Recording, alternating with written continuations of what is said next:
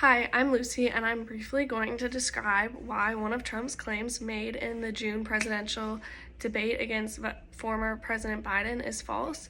The claim I'm disputing is Trump claims that his proposal to impose a 10% tariff on all goods coming into the U.S. would not raise prices on Americans and instead cost other countries. Direct quote, "It's just going to cost countries that have been ripping us off for years, like China and many others," Trump said.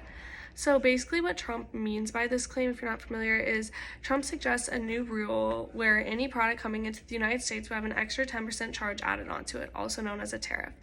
Typically, Americans would worry that businesses would raise prices to cover that fee, therefore making products and services more expensive for Americans. But here, Trump's stating that prices for Americans will not increase and remain consistent, and instead, other countries will more likely front those costs.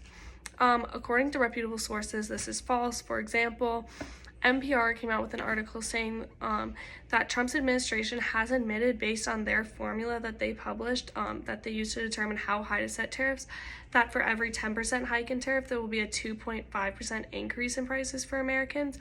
So this directly contradicts Trump, as it's showing there is literally a direct correlation between tariffs and prices getting higher. Similarly, the Washington Post explains that Trump's tariffs were flat wrong, and they cite the U.S. International Trade Commission, which found that tariffs increase the cost of imports nearly dollar for dollar, so every dollar of tariff to every dollar to consumers. So that once again directly disproves Trump's claim. And finally, according to PBS,